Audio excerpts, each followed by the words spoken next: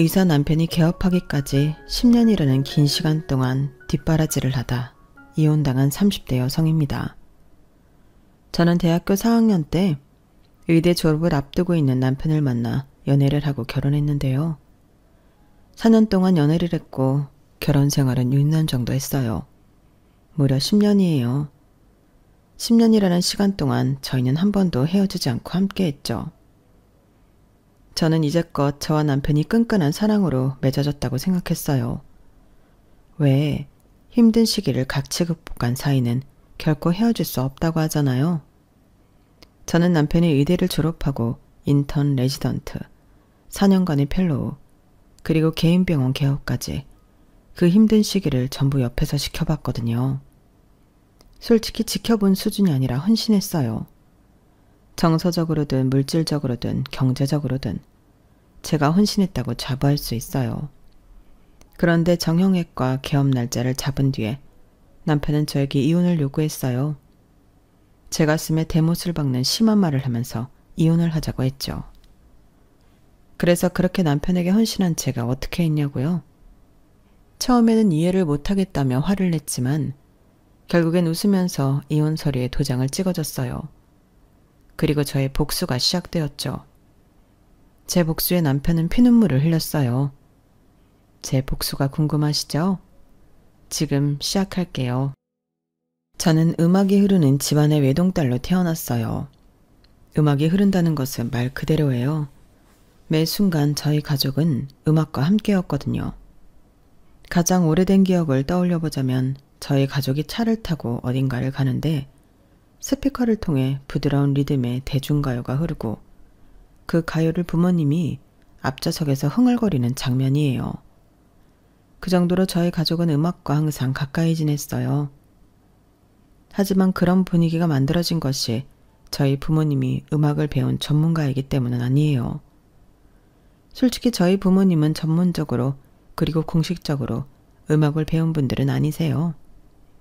하지만 아버지는 하모니카, 통기타와 같이 여러 악기를 독학할 만큼 음악을 사랑하세요.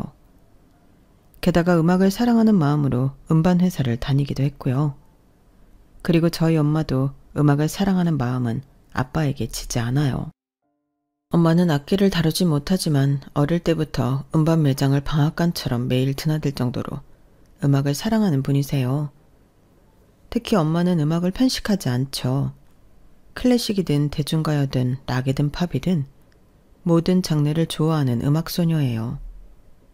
그런 두 분이 처음 만난 장소는 통기타 동아리예요. 아빠는 통기타를 좋아하는 사람들과 연주를 하고 싶다는 마음으로, 엄마는 한 번 더 악기에 도전하고 싶다는 마음으로 동아리에 가입해 만나게 되었죠. 아빠는 엄마의 둘도 없는 통기타 선생님이었어요. 물론 지금도 엄마는 통기타를 잘 치지 못하지만 그런데도 아빠 덕분에 그때 무척 재미있었다고 해요. 그래서 단숨에 사랑을 키웠고 결혼을 했고 어렵게 제가 태어났어요. 저는 부모님이 결혼을 하고 5년이 지나 태어났어요. 부모님이 결혼 직후부터 아이를 준비했는데 쉽사리 챙기지 않았어요. 몇 번의 유산을 경험하면서 포기할까 생각도 했어요. 부모님은 그때를 생각하면 정말 암울한 시기였다고 했어요. 사랑하는 사람이 생기면 보통 그 사람을 닮은 아이를 갖고 싶어 하니까요. 그리고 정말 다행스럽게도 행운처럼 제가 생겼어요. 부모님은 저를 무척 귀하게 키웠어요. 어렵게 온 아이인 만큼 모든 정성을 쏟았죠. 그러면서 부모님은 딱 한 가지를 바랐어요. 여보, 우리 아이가 음악을 우리처럼 사랑하면 얼마나 좋을까? 나도 그래요. 음악은 삶을 따뜻하고 풍요롭게 만드니까요. 그러니까 우리 아이한테 매일 좋은 음악을 들려주자. 아무래도 음악을 가까이 하면 친숙해지지 않겠어요? 그렇죠? 친숙하면 정이 드니까. 오늘은 이 음악 어때요? 그렇게 부모님은 저에게 매일 좋은 음악을 들려주려고 노력했어요. 그리고 저는 음악을 사랑하는 부모님 밑에서 자연스럽게 음악이 삶의 일부가 되었죠. 간단하게 노래를 부르는 것뿐 아니라 어디서든 음악을 찾았고 떠올렸어요. 음악과 함께 지난 일들을 기억하는 일도 부지기수였죠. 게다가 피아노는 저에게 아주 만만한 놀이였어요. 저희 집에는 늘 악기방이 있었어요. 한 3번 정도 이사를 했는데 옷방은 없어도 악기방은 늘 있었죠. 거기엔 아빠가 결혼을 하면서 가져온 몇 개의 악기들이 있었어요. 하모니카, 통기타 3개, 피아노, 그리고 턴테이블이 있었죠. 그 중에서 피아노는 어린 시절부터 아빠와 할 수 있는 쉬운 놀이였어요. 그냥 건반만 치면 되잖아요. 그렇게 저는 어릴 때부터 피아노를 접했고 나중엔 꿈이 생겼어요. 아빠, 피아노 치는 사람도 있어요? 그럼 있지. 그런 사람을 피아니스트라고 하는 거야. 피아니스트? 그럼 나 피아니스트가 될래요. 정말? 피아노가 좋아요. 건반을 누르면 예쁜 소리가 나잖아요. 아빠가 그때 제 머리를 쓰다듬고 꼭 안아주었던 기억이 아직도 선명해요. 저는 그렇게 피아니스트의 꿈을 키웠고 그 꿈을 누구보다 부모님이 좋아하셨고 지지해 주셨어요. 특히나 아빠는 다니던 음반회사가 망해 실직한 뒤에 가진 돈을 모두 털어 어릴 때부터 꿈꾸던 악기사를 차렸어요. 주로 피아노, 현악기를 취급하는 악기사였죠. 기존에 있는 악기사를 인수받은 거여서 리모델링을 할 게 없었어요. 그런데 아빠는 가게에 작은 방을 만들어 그곳에 피아노 하나를 두었죠. 설이나, 여기서 뭐든 연습해라. 여기는 아빠 가게니까 누구도 뭐라고 하지 않아. 그때 저는 어렸음에도 불구하고 아빠에게 얼마나 감동을 했는지 몰라요. 그래서 저는 매일 하교를 하면 아빠 가게로 가서 피아노 연습을 했어요. 그리고 그 기억은 피아노를 전공하면서 힘들었던 순간마다 힘이 되었어요. 물론 엄마도 저에게 많은 힘이 되었어요. 악기를 잘 다루지 못하는 엄마지만 엄마는 저 때문에 피아노에 대해 공부하고 그걸 저에게 알려주었죠. 그리고 늘 저의 연주를 피드백해 주셨어요. 때로는 너무 객관적이고 냉철한 피드백이어서 가슴이 아플 때도 있었지만 엄마의 그런 조언은 다 피가 되고 살이 되었어요. 그렇게 저는 순탄하게 학사를 졸업하고 유학을 가 타국에서 대학원을 졸업할 생각이었어요. 그래서 멋진 피아니스트가 될 생각이었죠. 하지만 그러지는 못했어요. 왜냐하면 제가 사랑에 빠졌거든요. 그래서 그 사람에게 올인 헌신하기로 마음먹었거든요. 그때는 대학교 4학년 1학기 정기 연주회였어요. 당시 저는 독주를 하기로 계획이 되어 있었죠. 거의 후반부였어요. 매번 그렇지만 저는 연주를 앞두고 긴장하고 조금 예민했죠. 드레스를 입고 화장을 하면서 계속 머릿속으로 피아노를 쳤어요. 그리고 제 순서가 되어 피아노 앞에 앉았죠. 건반에 손을 올리는 순간 악보를 보지도 않았는데 자연스럽게 손이 움직였어요. 그날 연주는 제가 느끼기에도 정말 좋았어요. 리듬도 속도도 감정도 정말 완벽했어요. 흠잡을 게 없었죠. 그렇게 저는 만족스러운 기분으로 연주를 마치고 뒤풀이를 하러 갔어요. 모두 제 연주에 대해 칭찬을 하고 있었어요. 설이나, 오늘 연주 너무 좋았다. 특히 난 그때 감정선이 너무 좋았던 것 같아. 역시 수석은 다르다. 교수님이 예뻐하는 데는 이유가 있다니까. 야, 그래도 공부까지 잘하는 건 아니지. 너 이대로 임용 볼 거야? 아니면 대학원? 글쎄요, 아직 더 공부하고 싶긴 한데 아직은 잘 모르겠어요. 학과 사람들이 저에게는 뭐가 어울리는지 서로 이야기를 하기 시작했어요. 저는 어색하게 웃으며 한가운데 앉아 있었죠. 그때 저와 친한 선배가 뒤풀이 장소로 들어왔어요. 어떤 처음 보는 사람과 함께요. 선배 왔어요? 왜 이렇게 늦었어요? 벌써 다들 한잔했는데. 그런데 누구세요? 아, 오늘 공연 본 친구. 고등학교 친구야. 우리 학교 다녀. 옆에 의대 졸업반. 와, 선배가 의대 사람도 다 알아요? 고등학교 친구라니까. 선배, 이 친구 잠깐만 여기 앉았다 가도 되죠? 잠깐? 아주 오래 계셔도 됩니다. 술이랑 다 편하게 드세요. 선배를 따라온 친구는 얌전하게 자리에 앉아 물만 마셨어요.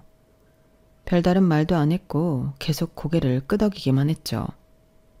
잘 보니 애초에 음악 이야기를 하는 저희 틈에 낄 정도로 조예가 깊은 것 같진 않았어요.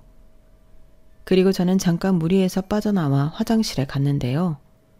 화장실에서 나오니 선배 친구가 가게 앞 의자에 앉아 있더라고요. 저는 조심스럽게 다가갔어요. 너무 저희끼리 아는 이야기만 해서 재미없으시죠? 아니에요. 저도 음악 좋아해요. 오늘 연주 잘 들었습니다. 쑥스럽게 감사합니다. 정말 좋은 연주였어요. 솔직히 전공자분들보다는 음악을 잘 모르지만 한편의 이야기를 듣는 것 같았어요. 음악에서 희노애락이 느껴진다는 건 처음 알았어요. 좋게 봐주셔서 감사해요. 다음에 공연하면 또 오세요. 혹시 졸업하면 계획이 어떻게 되세요? 아직은 잘 모르겠어요. 더 공부하고 싶기도 하고 바로 관련된 일을 하고 싶기도 하고 사실 경험도 무시 못하잖아요. 더 공부를 한다면 아무래도 유학이겠죠? 욕심을 부리자면 그렇겠죠. 제 말에 선배 친구는 조금 실망한 듯한 표정을 지었어요. 왜요? 조금 아쉬워서요. 뭐가요? 사실 그 전부터 호철이가 공연 보러 오라고 했었거든요. 그 전이라면 언제요? 예과 때도 그랬고 늘 오라고 했어요. 연주 있을 때마다. 그런데 그때마다 공부할 거라고 가지 않았거든요. 네. 그런데 지금 너무 후회하는 중이에요. 왜요? 더 일찍 만났으면 좋았을 것 같지 않아요? 네? 누구를요? 우리요, 우리. 조금 더 일찍 만나서 알아갔으면 더 좋았을 것 같아요. 네? 왜요? 저 같은 사람이 많았을지도 모르지만 연주하시는 모습 보고 첫눈에 반했어요. 더 알아가고 싶어요. 그런데 올해밖에 시간이 없네요. 제가 너무 늦게 보러 온 탓이죠. 저는 술도 마시지 않은 남자가 주정을 부리는 모습이 귀여웠어요. 그래서 잠시만 기다려보라고 말하고 가게로 들어갔죠. 가방을 챙겨서 나왔어요. 가방을 챙겨온 모습에 선배 친구가 동그랗게 눈을 뜨고 저를 보더라고요. 뭐예요? 시간이 있는지 없는지 고민할 게 아니라 일단 우리가 잘 맞는지 아닌지를 생각해야 하지 않겠어요? 제가 웃으며 서둘러 가자고 말했어요. 지금 이러고 있으면 공연 시간 늦어요. 공연이요? 오늘 제가 좋아하는 인디밴드 공연이거든요. 같이 갈 사람 없어서 안 가려고 했는데 잘 됐네요. 그런 음악도 들어요? 저희 엄마 닮아서요. 음악엔 편견 없거든요. 그런데 신기한 게 뭔지 알아요? 뭔데요? 음악에 편견이 없으니 사람한테도 편견이 없어요. 그러니까 지금 처음 본 사람이랑 공연 보러 가잖아요. 제가 그렇게 말하자 남자가 우뚝 섰어요. 그리고 진지한 얼굴로 말했어요. 편견이 있어도 저는 좋은 사람으로 보이고 싶어요. 아니, 편견이 있는 사람한테도 저는 좋은 사람이에요. 그 말에 저는 웃음을 참지 못했어요. 그리고 공연이 끝나고 저희는 자연스럽게 연인이 되었어요. 저희는 의대와 음대 사이에서 꽤나 유명한 캠퍼스 커플로 불렸어요. 교수님들도 아는 분들은 다 아셨죠. 왜냐하면 저는 수석이었고 남편도 꽤 공부를 잘한다고 알려진 학생이었으니까요. 저희는 연애를 하면서도 기존 성적을 유지하며 학생들에게 본보기가 되는 커플로 졸업했어요. 그리고 저는 사랑 때문에 유학도 임용고시도 포기하고 잘 아는 선배의 피아노 학원에 교사로 일했어요. 그리고 2년 정도 돈을 모아 대출까지 껴서 학원을 차렸어요. 학원은 잘 됐어요. 물론 처음부터 잘 되진 않았고 1년 정도 꾸준히 홍보하고 나니 나중엔 입소문을 타서 수강생이 넘쳤어요. 다른 교사를 뽑아야 할 수준이었죠. 하지만 저는 일단 돈을 더 모으고 싶어서 혼자 해결하고 있었어요. 몸은 지치고 힘들었지만 계좌에 들어오는 돈이 저를 힘나게 했어요.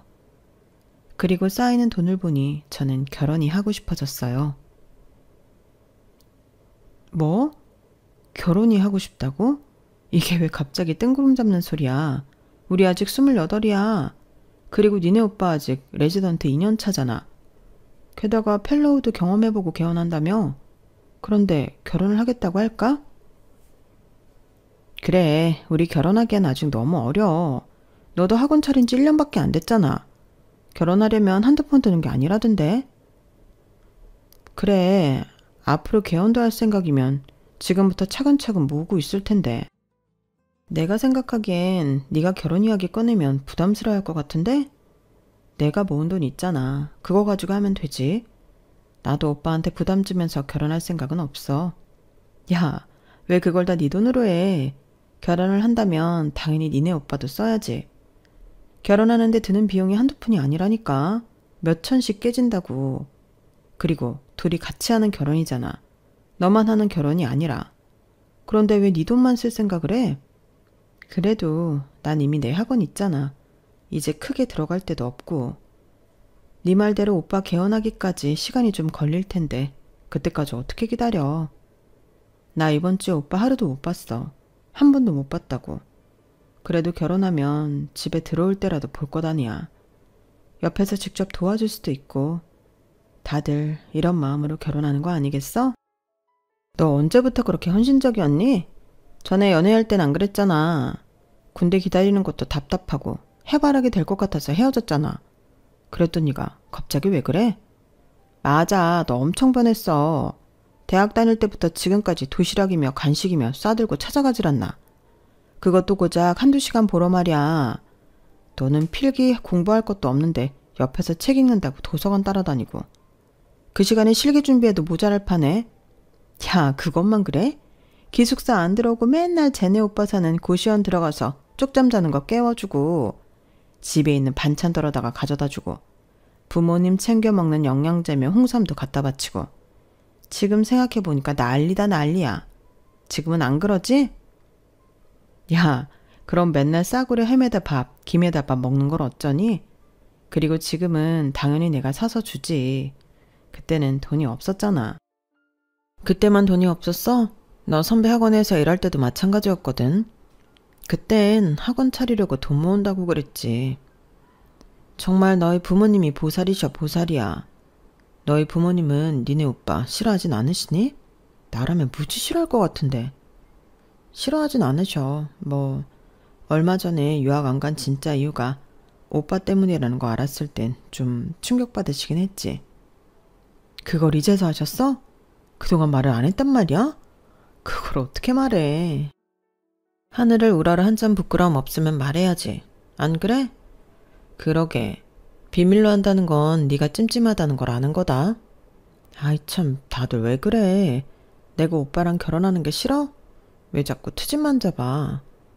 우리는 네가 변한 게 이상해. 그렇게 피아노만 고집하던 애가 꿈도 포기하고 하나부터 열까지 니네 오빠한테 맞추잖아. 지금에서야 맞는 짝을 만난 거 아닐까? 그러니까 내가 안 하던 짓을 계속하지. 말이라도 못하면. 아무튼 절대 네 돈으로만 결혼식 하지 마. 나는 완전 반대야. 그러면 나 네 결혼식에 참석도 안 할 거야. 차라리 니네 오빠 집에다 결혼하고 싶으니까 돈 달라고 그래. 돈은 내가 말해서 우리 오빠 사정 다 알면서. 알지. 아버지는 수술 부작용으로 30년 전에 편마비로 고생하시고, 그래서 어머니는 혼자서 식당 주방일 하면서 사남매 키우시고, 누나는 가정 형편 때문에 고등학교 자퇴하고 일 시작했고, 형은 공부 잘하는 네 오빠 때문에 대학 포기하고 이랬고. 맞아. 그래서 누나랑 형 덕분에 오빠는 의대 갈 수 있었고, 죽어라 공부해서 장학금 받으며 졸업했어. 물론 매번 받은 건 아니지만. 그래서 나는 오빠 집에 그런 이야기 못해. 오빠 의사 만들어준 것만으로 난 감사해. 열려나셨다 열려나셨어. 오빠는 너를 만난 걸 천운으로 생각해 한다니까. 어떤 여자친구가 그렇게 해. 요즘 세상에 너처럼 헌신하는 애가 어딨어? 게다가 네가 오빠한테 사준 옷이며 신발이며 그게 다 얼마야. 그렇게 비싼 브랜드는 못 사줬어. 나도 용돈 받고 아르바이트 해봤자 몇 시간 했겠어. 그래서 비싼 건 못 사줬지. 야, 그래도 저번에 오빠만 낡은 노트북 쓴다고 노트북 사줬잖아. 아무나 그렇게 해주는 줄 알아? 사실 그때도 엄마한테 조금 빌려서 산 거다. 물론 지금은 갚았지만 아, 이것도 어머니 모르시지? 알았으면 결혼한다고 해도 반대했을 거다. 그랬을까? 지금도 반대할 수도 있어. 누가 딸이 있는 거 없는 거 다 주는데 좋아하겠니? 데이트할 때 니네 오빠 계산하긴 했니? 편의점에서 뭐 살 때? 길거리 음식 먹을 때도 냈고, 그래도 고시원에서 밥 먹을 때가 더 많았으니까. 고시원은 내가 알기로 밥은 무료로 준다던데? 맞지?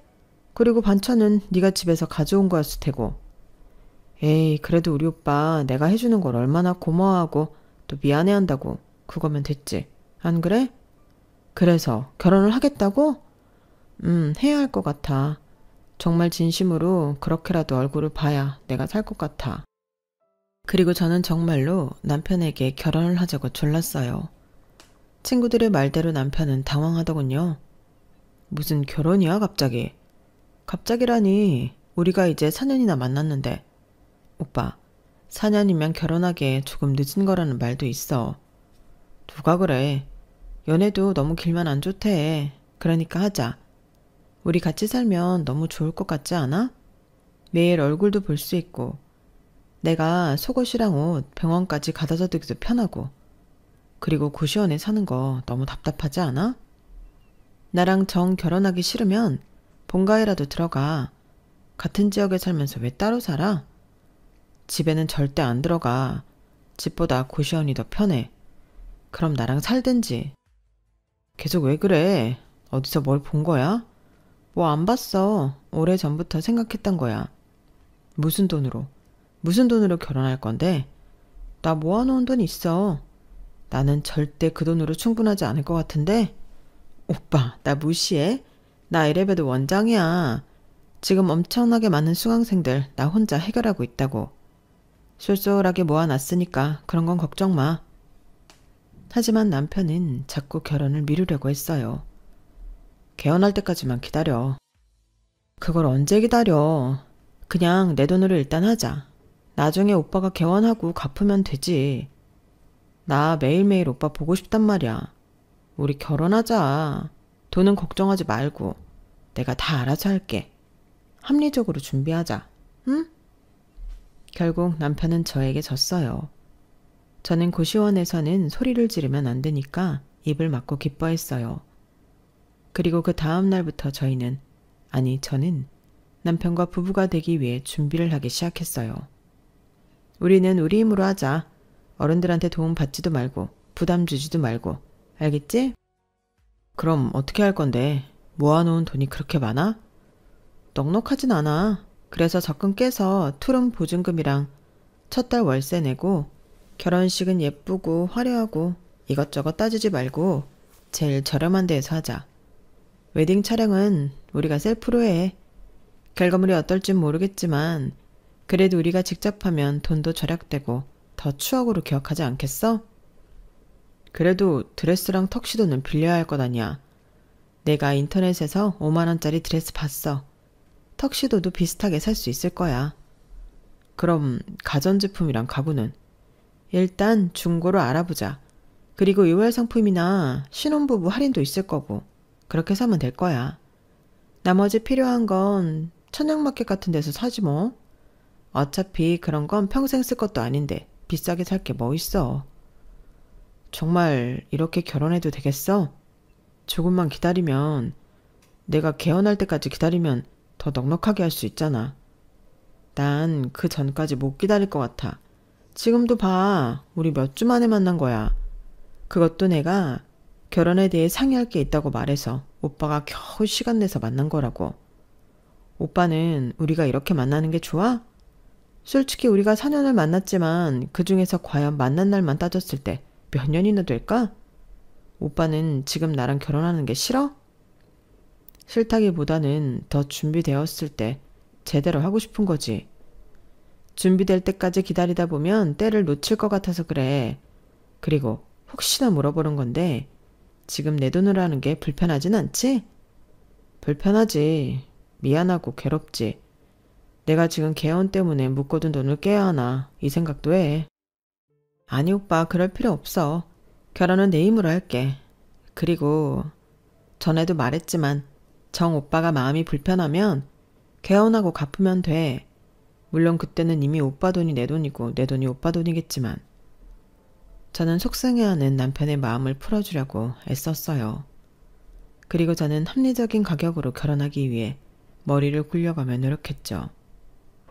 웨딩드레스도 그렇고 결혼식에 필요한 기본적인 것들이 다 비싼 금액부터 시작해서 슬슬 머리가 아파왔어요. 그런데 그런 저를 보고 남편이 물었어요. 너희 부모님은 안 도와주신대? 뭘 도와줘? 우리 결혼하는데 안 보태주신다고 그랬어? 우리 엄마 아빠가 왜 보태줘? 우리 약속했잖아. 어른들한테 손 안 벌리기로. 말은 그렇게 했지만 도와줄 수도 있잖아. 요새 악기사가 많이 안 좋아서 여쭤보기가 좀 그래. 악기사가 말이 악기사지. 요새 누가 악기를 친다고 업종을 좀 바꿔보시라 그래. 뭐? 봤잖아. 요새 누가 악기를 배워. 누가 악기를 돈 주고 사. 진짜 몇 안 될걸. 그리고 사도 구닥다리 같은 데서 안 사지. 요새 인터넷에서 더 다양하게 팔 텐데. 아, 어플도 있더라. 악기 어플. 휴대폰 하나로 여러 악기 소리 내던데. 세상이 그렇게 발전하고 있는데 너무 정체되어 있잖아. 가게 자체가 말이야. 그리고 생각해보면 음악이라는 게 얼마나 허황스러워. 현실적이지도 않고 실용적이지도 않고 돈도 잘 못 벌고. 그러니까 아버님 보고 업종을 바꿔보라고 그래. 게임도 좋겠다. 나도 음악하는 사람인데? 자기는 음악을 한다기보다 교육자지. 가르치는 거잖아. 뭐 음악은 음악이니까 허황스러운 건 마찬가지일 수도 있겠다. 언제는 내가 피아노 치는 모습을 보고 첫눈에 반했다며. 내가 그랬나? 요새 정신이 하나도 없어서 기억이 잘 안 나네. 아, 그리고 저번에 피아노방 하나 만든다고 그랬나? 생각해보니까 집에 피아노 들이는 거 별로인 것 같아. 어차피 치면 층간소음밖에 더 되겠어. 그냥 피아노는 학원에서 쳐. 그리고 웬만하면 조용히 있고. 조용히 있으라니? 사실 이제서 솔직히 말하는 건데 너 밥 먹을 때나 어디서 음악 트는 거 좀 시끄럽고 신경 쓰여. 마음이 편하지 않아. 아무래도 편히 쉬려면 소음이 없는 게 낫잖아. 가뜩이나 병원에서 소음 많이 드는데 집에서라도 편하게 있어야지. 이제 앞으로 우리 같이 살 거니까 미리 이야기하는 게 나을 것 같아서. 저는 남편의 말에 괜히 서운하고 찜찜했지만 병원에서 고되게 일하는 남편을 배려하기 위해 집에 음악과 관련된 어떤 물품도 두지 않았어요. 남편을 위해 저는 저의 즐거움도 포기한 거예요. 하지만 제가 원하는 대로 남편과 한 공간에서 같이 지내니 너무 좋았어요. 남편이 퇴근을 하면 집에 돌아온다는 사실이 얼마나 기쁜지 저는 매일매일이 행복했어요. 그런데 시댁 식구들과는 잘 맞지 않았어요. 결혼 생활 6년 동안 저는 시댁에서 초대하지 않은 손님이었어요. 특히 남편의 누나인 형님과 남편의 형인 아주버님이 저를 무척 탐탁치 않게 생각했어요. 매번 시댁에 가면 형님과 아주버님은 번갈아 가며 남편에게 병원을 차려주라고 말했어요. 아니, 지금 학원 엄청 잘 된다며. 그리고 학원만 하는 게 아니라 작곡도 하고 유튜브에 영상도 올리더만. 그럼 얼마나 버는 거야? 그런데도 우리 동생 개헌을 못 시켜줘? 너 그 돈 허튼 데 쓰니? 주식이나 도박하는 거 아니야? 형님 아니에요. 학원도 유지하는 데 드는 비용이 있어서 그렇게 많이 벌지 못해요. 둘이 먹고 사는데 부족한 점 없이 버는 거죠. 그리고 작곡도 빵 떠야 돈을 많이 벌지. 아니면 저작권료도 얼마 안 나와요. 유튜브 영상도 마찬가지고요. 유튜브 실버 버튼은 받았다면서요. 이제 곧 골드 버튼 아닌가? 그런데 얼마 못 받는다고? 에이, 거짓말. 그냥 우리 동생 개헌해주기 싫구나? 그게 왜 싫어? 우리 동생이 개헌하면 네가 제일 좋은 거 아니야? 저 싫다고 안 했어요. 저도 여유가 있으면 개헌해주고도 남았죠. 이유 좀 더 내줬죠. 정말 제가 여유가 없어서 그래요. 니네 집에 땅 있다며 우리가 모르는 줄 알아? 그 땅 팔아서 개헌해주면 되지. 그 땅도 영양가가 없는 땅이라 팔아도 얼마 안 나와요. 다들 처거해서 개헌해준다는데 우리 동생은 처거를 참 잘못 만났네. 우리가 제 의대 보낸다고 얼마나 있었는지 재수 씨도 들어서 잘 알죠? 나중에 크게 갚아요. 우리 덕분에 재수가 의사 남편 얻은 거니까 크게 갚아야 돼요. 알죠? 그래, 우리가 피땀 흘려서 번 돈으로 의대 갔으니 배로 갚아야지. 그러니까 빨리 개원시켜. 이러다 내 목 빠지겠다. 저는 이런 말을 결혼생활 6년 동안 시댁에 갈 때마다 들었어요. 그리고 남편은 그런 시누이와 아주버님에게 아무 말도 하지 않았죠. 그리고 레지던트를 마치고 자기 계획대로 펠로우 4년 동안 경험을 다진 남편은 드디어 돈을 모았는지 개원 날짜를 잡았어요. 저는 남편을 축하해주기 위해 케이크를 준비했죠. 그런데 집에 돌아온 남편은 뜻밖의 말을 했어요. 우리 이혼하자. 어? 뭐라고? 우리 이혼하자고. 여기 서류도 다 챙겨왔어. 나는 작성했으니까 너만 작성하면 돼. 아니 오빠, 그게 갑자기 무슨 말이야? 갑자기는 아니고 오랫동안 생각했어. 우리 별로 영양가가 없는 사이인 것 같아. 영양가가 없다니 대체 무슨 소리라는 거야? 남편은 저를 빤히 쳐다봤어요. 그러더니 저를 비웃었죠. 지금 밤이야. 술 안 피우지 말고 저거 다 치워. 그리고 나머지 부분 작성해. 지금 바로. 오빠, 시끄러워. 내가 조용히 하라고 했잖아. 그리고 내가 이 말까진 안 하려고 했는데 야, 설이나. 처가에 돈이 있어야 의사 사모님 되는 거야. 처가에 뭐? 처가에 돈이 있어야 의사 사모님도 할 수 있는 거라고. 내 말 못 알아들어? 아니, 전혀 못 알아듣겠는데? 넌 무식한 것도 아닌데 왜 이 말을 못 알아듣니? 내 주변에 결혼한 선배 중에 개원할 때 처가에서 도움 안 준 사람 한 명도 없어. 니네 집처럼 주머니 닫고 모르쇠한 사람 아무도 없다고. 그래서 내가 인턴 때부터 모아온 돈으로 겨우 개원하는 내가 얼마나 부끄러웠겠니? 부끄러웠다고? 그래, 부끄러웠어. 선배들이 나보고 처가에서 뭐 해줬냐고, 얼마나 보태줬냐고 묻는데 내가 진짜 할 말이 없더라. 어떤 선배는 그 말까지 했어. 나보고 순진하대. 순진하게 아무것도 없는 여자랑 결혼했다고. 진짜 내가 부끄럽더라. 어떻게 나한테 그런 말을 해? 난 분명 기회도 줬어. 장인어른한테 땅 팔 생각 없냐고. 땅 팔아서 나한테 투자할 생각 없냐고 물어봤어. 그런데 투자할 가치도 없는 그 쓰레기 같은 땅 죽어도 안 팔려고 하더라. 가게라도 내놓으라고 하니까 그건 자기 꿈이자 신념이래. 꿈? 신념? 그런 실용적이지도 않고 진취적이지도 않은 꿈이랑 신념은 갖다 버리라고 해. 그런 쓸데없는 고집을 부리니까 니네 집이 아직도 가난한 거야. 우리 집 가난하지 않아. 아니, 너희 집 가난해. 가난하기로 작정한 사람들처럼 이상이면 낭만에 목매달고. 지금 말 다 했어? 내가, 우리 가족이 오빠를 위해서 어떻게 했는데 그런 말을 해? 대학 시절부터 우리가 살기 전까지 오빠 혼자 고시원에 살 때 반찬이며 필요한 거 우리 부모님이 다 해주고 밥 먹으러 와라, 같이 먹자 매번 물어봤어. 그리고 내가 사준 옷, 신발, 가방. 온전히 내가 사준 적도 있지만 어릴 땐 부모님이 준 용돈이나 돈 더 달라고 해서 사준 적도 많아. 그 옷들, 신발, 가방 때문에 너 솔직히 덜 쪽팔렸잖아. 그거 고마워했잖아. 뭐? 덜 쪽팔려 해? 그럼 내가 전에는 내 옷 입고 쪽팔려 했단 소리야? 그럼 아니야? 내가 다 봤어. 내가 다 느꼈다고. 네가 내가 사준 것들 입고 신고 하면서 당당해하는 거 내가 다 느꼈어. 눈빛부터 달라졌고 걸음걸이도 달라졌는데 이제 와서 딴소리야? 아주 소설을 써라. 육감이 대단하신가 봐.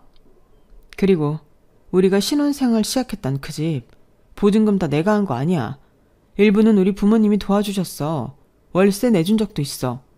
그런데 우리 집이 가난해? 우리 집이 너한테 해준 게 없어? 나랑 지금 장난하니? 내가 너 때문에 유학도 포기했는데. 그러자 남편이 다시 저를 비웃었어요. 고작 그런 거 가지고 그거 다 해서 얼마나 한다고. 내가 개원하면 그런 것쯤은 얼마든지 살 수 있어. 몇 배는 더 살 수 있다고.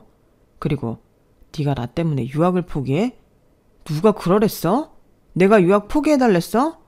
했잖아. 네가 나 처음 만났을 때 유학 가지 않았으면 좋겠다고 말했잖아. 그것도 잊었어? 아, 시끄러워. 더 이야기할 것도 없어. 그냥 이혼해. 저 정신없는 케이크 좀 치우고 빨리 여기에 도장 찍어. 저는 그런 남편을 빤히 보다가 이내 안방에서 제 도장을 찾아왔어요. 그리고 웃으며 도장을 찍어줬어요. 그리고 한 달 뒤에 저는 남편의 눈에서 피눈물이 나게 해줬어요. 이혼이 성립된 지 한 달 뒤 저는 한 건물로 들어갔어요. 익숙하게 2층에 올라가 개원 준비가 한창인 병원 문을 열었죠. 죄송합니다. 아직 준비 중이라서. 전 남편이 말을 다 잊지도 못하고 저를 멍하게 쳐다봤어요. 저는 싱긋 웃으며 화분을 건넸죠. 저주를 의미하는 검은 튤립이었어요. 여긴 어떻게 알고 온 거야? 전 남편이 상황 파악도 못하고 저에게 따지듯 묻더군요. 저는 병원을 둘러보며 천연덕스럽게 말했어요. 리모델링도 다 했고 직원도 다 뽑았겠네? 내일 개원이니까. 그치? 그걸 말이라고 해? 내가 철저한 사람인 거 알잖아. 이미 2주 전에 개원 준비 끝났어. 지금은 청소하러 온 거고. 첫 병원이라 그런지 애착이 강하네. 다행이다. 그래야 내가 속이 시원하지. 무슨 말을 하려는 거야? 말을 하려면 똑바로 해. 빙빙 돌리지 말고. 똑바로 말해도 되려나? 충격받아서 쓰러질까봐 겁나네. 내가 왜 쓰러져? 개원이 코앞인데. 오빠는 없이 살아서 그런지 참 돈에 약해. 말도 안 되는 보증금의 월세인데 그걸 속더라? 뭐라고? 그리고 아무리 그래도 장인어른 조남도 몰라? 버젓이 우리 아빠 이름이 계약서에 적혀있는데 그걸 의심도 안 했다며. 아니면 이혼했다고 필요없는 정보는 지운 거야? 실용적으로? 비꼬지 말고 똑바로 얘기해. 여기 우리 아빠 건물이야. 그리고 증여받아서 이제 곧 내 건물이고. 뭐? 어때? 전부인 건물에서 장사하는 소감이. 나는 엄청 설레는데. 거짓말 마. 너희 아빠가 건물이 어딨어? 내가 지난번에 나한테 그랬지. 네가 개헌하기 전에 우리 아빠한테 가진 땅 팔아서 투자하라고 했다고. 그런데 그때는 이미 그 땅이 없었어. 오빠는 가끔 보면 참 멍청한 것 같아. 나한테 저기 새 아파트 들어서는 것 같다고 말도 했으면서 그 땅이 그 땅인 줄도 모르고. 어떻게 장인어른 가진 땅이 어디에 있는 줄도 모르면서 그 땅을 파내마내 할 수가 있지? 그 땅이 이번에 새 아파트 들어선 그 땅이라고? 맞아. 그것도 3년 전에 이미 팔렸어. 보상도 두둑히 받았지. 들으면 놀랄걸? 그 엄청난 돈으로 이 건물도 사고 다른 건물도 사고. 그래도 돈이 남더라. 거짓말하지 마. 집도 그대로고 차도 바꾸지 않고 행색도 그대로인데 나보고 그걸 믿으라고? 믿기 싫으면 믿지 않아도 돼. 하지만 이 건물이 우리 아빠 소유인 건 사실이야. 당장이라도 계약서 확인해보지 그래. 우리 아빠 이름이 적혀있을 텐데. 전 남편은 원장실로 들어가더니 서랍을 살폈어요. 그리고 소리를 질렀죠. 제가 원장실로 들어갔어요. 그리고 검은 튤립을 원장실 책상에 두었죠. 전 남편이 저를 노려봤어요. 그래도 위치는 전에 건물이 더 낫지. 오빠 원래 여기서 개헌할 생각 없었잖아. 누가 돈 더 주고 계약했다 그랬나? 네가 그걸 어떻게 알아? 그런데 정말 위치는 좋더라. 아파트 한가운데에 있고 밑에 약국도 있고. 병원 자리로는 제격이더라고. 네가 그걸 어떻게 하냐고. 그 자리에 피아노 학원 들어선다는 말 못 들었어? 너 진짜 나랑 장난해? 덕분에 좋은 자리 얻었어. 오빠가 이번에는 정말 신중하게 고른 것 같더라. 벌써 수강한다는 사람들 전화와. 누구야? 누구랑 짠 건데? 적은 늘 가까이에 있잖아. 나도 그랬듯이. 뭐? 내 선배 호철 오빠. 그 오빠가 부동산에 관심이 많았던 게 왜 그때 생각나는지. 요새 선배 자주 만나지 않았어? 부동산에 대해 오빠가 자문도 구했잖아. 너 정말 이렇게 치사하게 나올 거야? 먼저 치사하게 나온 건 오빠잖아. 괴업한다고 오빠한테 그렇게 헌신한 나한테 이혼 요구를 하지 않나. 안 그래? 전 남편이 화를 참을 수 없는지 고래고래 소리를 질렀어요. 저는 이혼 서류에 도장을 찍고 복수를 결심했어요. 이 상황을 물 흐르듯 넘길 수 없었죠. 그래서 전 남편의 뒷조사를 했어요. 제가 전 남편과 연애를 하고 결혼도 하면서 전 남편의 지인을 아주 잘 알거든요. 그래서 어디에 개헌을 하려고 준비 중인지 알아봤죠. 그리고 아까 말했던 것처럼 선배를 써먹었어요. 미끼는 이미 던져져 있었죠. 이미 전 남편이 선배에게 부동산에 대해 자문을 구했더라고요. 그래서 저는 전 남편이 계약한 건물을 알게 되었고 돈을 더 주고 계약을 가로챘어요. 그리고 피아노 학원 2호점을 낸 뒤에 선배에게 저희 아빠 건물에 대한 정보를 전 남편에게 던져보라고 했죠. 그러자 개원이 급한 전 남편이 덜컥 물었어요. 정말 말도 안 되는 보증금과 월세였거든요. 그래서 믿지 않을 거라고 선배가 말했는데 우습게도 계약을 하러 왔더군요. 계약은 저희 아빠가 직접 나가지 않았어요. 바쁘다는 이유로 아빠 없이 계약을 진행했어요. 그래도 저희 아빠 조남 석자가 있는데 들킬 줄 알았거든요. 그런데 전 남편은 자기 장인어른 조남도 몰랐나 봐요. 씁쓸하게도 말이에요. 이제 여기가 내 건물이 되면 어떻게 할지 각오해. 인터넷에 나온 건물주 갑질이랑 갑질은 다 할 거니까. 그런데도 한번 버티나 보자고? 그럼 내가 나가면 되지. 안 그래? 어딜 가려고? 어떻게 가려고? 왜 못 가? 그냥 빼면 되지. 계약서 꼼꼼하게 안 읽었구나? 우리가 월세가 저렴한 데엔 이유가 있어. 위약금 못 봤어? 제가 그렇게 말하자 전 남편 얼굴이 새하얗게 질렸어요. 저희가 정말 말도 안 되는 위약금을 제시했거든요. 그리고 계약 기간은 10년이었죠. 저는 절망한 전 남편 앞에서 웃음을 참으며 말했어요. 일단 다음 달부터 임대료는 인상될 거야. 그렇게 많이는 안 올려. 그건 정이 있으니까. 하지만 내가 생각한 만큼 올리긴 할 거야. 천천히. 계약 기간 안에. 그리고 아무래도 병원이니까 주차장 사용이 잦을 것 같은데 다른 임차인들보다 배로 사용료 내줬으면 쉽네? 너 꼭 이래야겠어? 이래야 내 속이 시원하겠어. 그리고 지금 오빠가 사는 원룸 있지? 거기도 내 건물이거든? 그러니까 방 좀 빼줬으면 좋겠네? 그게 어떻게 네 건물이야? 아주 세상 모든 건물이 네 거라고 하지? 정말 못 믿네? 제가 해당 건물의 등기부등본을 보여줬어요. 그걸 본 남편의 얼굴이 또 하얗게 질렸어요. 언제부터 네 건물이었는데? 오빠가 살기 전부터. 오빠 버름 전에 들어왔지. 내가 이혼하고 직후에 샀어. 네가 무슨 돈으로? 사실 나 돈 많아. 학원도 잘 되고 있고 내가 작곡한 음악 올리는 유튜브도 골드 버튼 받았어. 그리고 오빠가 프로필에 등록한 음악 그 발라드 내가 작곡한 거야. 몇 주째 일이라 쏠쏠하게 받아. 정말이야? 몰랐지. 이제껏 네가 당연하게 쓴 돈이 어떤 돈인지. 그럼 개업은 왜 안 해줬는데? 그건 네 탓이야. 왜?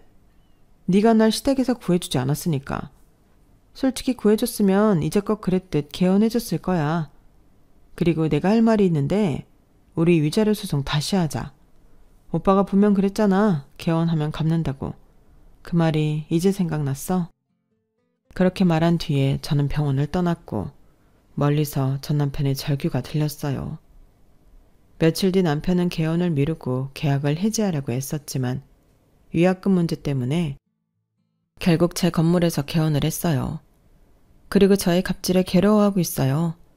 그래서 원룸에선 생각보다 빨리 나갔고 그렇게 싫다던 시댁으로 들어간 모양이에요. 그리고 위자료 소송은 다시 진행되었고 제가 승소했어요. 저는 이제껏 호구처럼 퍼준 걸 조금이라도 보상받은 기분이었어요.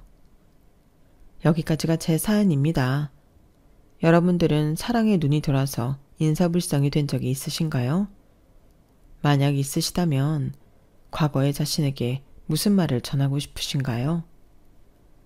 저는 다 뱉어보라고 다 해보라고 하지만 절대적인 선은 지키라고 하고 싶네요. 여러분, 오늘도 좋은 하루 되세요. 여러분, 사연 댓글에 응원과 현명한 조언 부탁드려요. 좋아요와 구독은 저에게 큰 힘이 됩니다. 오늘도 좋은 일 가득하세요.